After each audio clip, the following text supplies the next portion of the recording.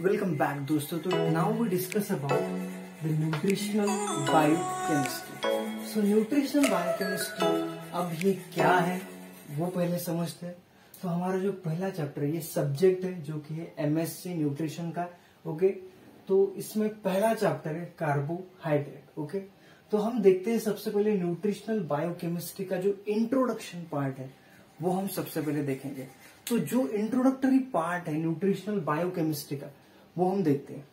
तो आपको सबसे पहले पता होना चाहिए कि न्यूट्रिशनल बायोकेमिस्ट्री क्या है। तो न्यूट्रिशनल बायोकेमिस्ट्री, न्यूट्रिशनल इसका मतलब न्यूट्रिशन, न्यूट्रिशन का मतलब यहाँ पर consumption of food and what, consumption of food and utilization of that food by our body. Okay, that is called nutrition. So in the nutrition what comes? Digestion. Okay, digestion, absorption, then assimilation. What is assimilation?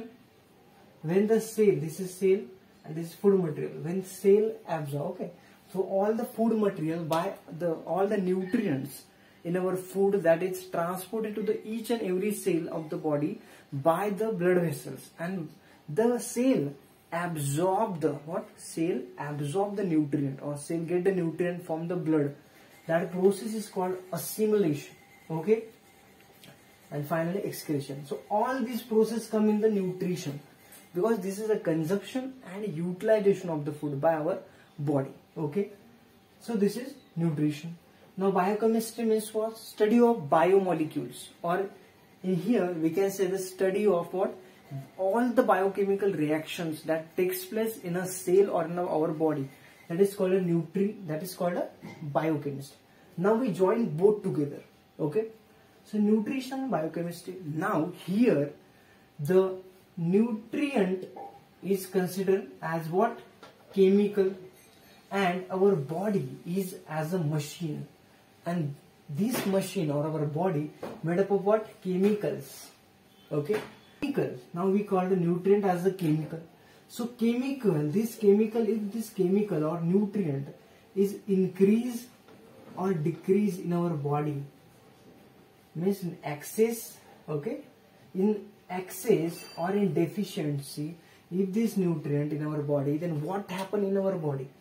Means if the carbohydrate in our body it decreases, then what happen? If the carbohydrate increases, then what happen? What the deficiencies causes? All comes in nutritional biochemistry. Not only study of the nutrients or chemical like protein, carbohydrate, vitamins, not only that study, but also their utilization, means how our body use this carbohydrate, proteins, means this nutrient, how our body use that nutrient. Okay, and along with that a deficiency. What caused the deficiency? If the nutritional or if these nutrient, carbohydrate, protein, if decrease and if this increase, then what happen in our body? What the disease associated with that, with these deficiencies or in excess? All that comes in a nutritional biochemistry. Okay, now our next point, understanding of here the nutrients and their deficiency and excess. So for the what? For the clinical and lab diagnosis of what? Nutritional disease. Okay, so this is important. After this is very important for the dietetics, for the dietitian, for the dietetics about the nutritional biochemistry. They know all the nutritional biochemistry of all the nutrients, means how they are utilized in our body and what their sources. Okay, so all that things the new dietitian or nutrition know that. Okay, next in 19, how this field is come in the in the world, we can say. So in 1926 the nutrition as a field of study is as a field of study is come by the Mary Schwartz is a professor. Okay, by the Professor Mary Schwartz. Okay, the field of nutrition as a field is come in the world. Okay, then the Anton नाम का जो scientist है उसने respiratory exchange and calorimetry जो है वो experiment उन्होंने perform किया इन 200 ईयर एगो उन्होंने परफॉर्म किया। ओके, और उसके बाद में एक न्यू फील्ड जो है वो लॉन्च हुई।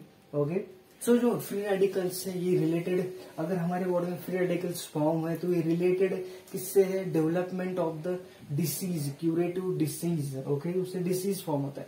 अब यहाँ पर जो विटामिन ई एंड सेलेनियम जो है is as a antioxidant use. Okay, is a potent antioxidant, और इनका हम यूज कर सकते हैं for the betterment of health. Okay, उसके बाद है सम ऑफ द न्यूट्रिएंट जो है वो एंटागोनिस्टिक है और कुछ न्यूट्रिएंट जो सिनर्जिस्टिक है। अब इसका एग्जांपल क्या है, फॉर एग्जांपल कैल्शियम और फॉस्फेट जो है वो मिलकर काम करते हैं एक साथ, तो वो सिनर्जिस्टिकली एक्शन है, उनका एक साथ काम है।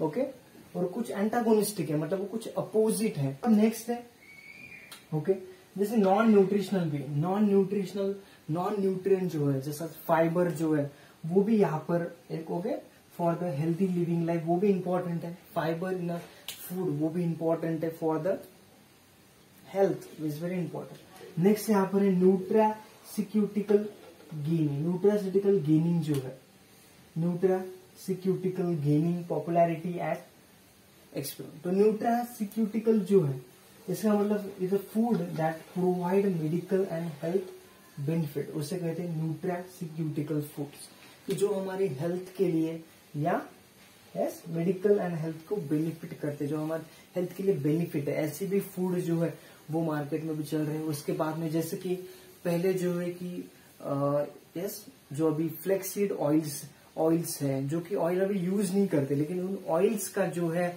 अभी पहले एक ही ऑयल यूज होता था, जैसे कि यस कोकोनट ऑयल या फिर सोयाबीन ऑयल वही यूज होता था, लेकिन अब डिफरेंट ऑयल्स आ गए हैं मार्केट में, और वो ऑयल्स का जो है हमारे बॉडी के ऊपर क्या है, हेल्थ बेनिफिट है, इसलिए उसे उसे भी जैसे कहते हैं कि हमें रोज जो है वो ऑयल जो है बदल के खाना चाहिए। तो एक यहाँ पर क्या हो गया कि एक एडवांस में मॉडिफिकेशन हो रही है यहाँ पर कि जो फूड हमारे बॉडी के लिए यस हमारे बॉडी को फिट रखते हैं उन फूड को प्रमोट किया जा रहा है, या उन फूड को क्या जा रहा है, रिसर्च में ढूंढा जा रहा है कि कैसे उन फूड को हम ला सकते हैं। तो रिसर्च के अंदर उन फूड को क्या किया जा रहा है, रिकॉग्नाइज किया जा रहा है कि इन द रिसर्च की this food is nutritionally good and this food is nutritionally not good. So वो यहाँ पर हो रहा है। उसके बाद में यहाँ पर कहा कि बायोकेमिस्ट्री जो है इन रिसर्च में okay, in research nutritional substance जो होगा, न्यू जनरेशन का जो न्यूट्रिशनल सब्सटेंस होगा वो यहाँ पर ओके, तो रिसर्च चल रही है बायोकेमिस्ट्री में about the new nutritional substance क्या होगा। ओके, जैसे कि पहले सरसों का तेल जो है वो ज्यादा कंज्यूम नहीं किया जाता, लेकिन अब बहुत सारे घरों में सरसों का तेल यूज होने आ गया है। जैसे कि अभी ये भी हो रहा है कि जो रिफाइंड ऑयल है वो हेल्थ के लिए अच्छा नहीं है, उससे अच्छा कोकोनट ऑयल जो है वो कोकोनट ऑयल, लेकिन क्रूड ऑयल जो है उसे क्रूड ऑयल बोलेंगे, या हम उससे क्या बोलेंगे कि यस वर्जिन ऑयल या कोल्ड ऑयल जो कहते हैं रॉ ओके क्रूड ऑयल, उसका यूज ज्यादा हो रहा है, उसका यूज अभी बढ़ रहा है क्योंकि वो हेल्थ के लिए बेनिफिट है एज कम्पेयर टू ज्यादा बेनिफिशियल है हेल्थ के लिए as compare to refined oil. तो अब इनका यूज हो रहा है। तो ऐसे जो रिसर्च है वो छोटे छोटे स्टेप में रिसर्च हो रहे हैं, और जिसकी वजह से जो उसके अंदर जो न्यूट्रिएंट्स है उन न्यूट्रिएंट्स का हमारे बॉडी के ऊपर हेल्थ बेनिफिट है वो यहाँ पर लैबोरेटरी में या रिसर्च में ढूंढ कर उन्हें फिर मार्केट में लॉन्च किया जाता है या पता लगा रहे हैं, जिसकी वजह से ह्यूमन कैसे हेल्दी रहेंगे। ओके, तो ये है अबाउट न्यूट्रिशनल बायोकेमिस्ट्री। मैं जितना आपको समझा सकता मैंने कोशिश की आपको ये समझाने की। तो I hope this video is helpful for you.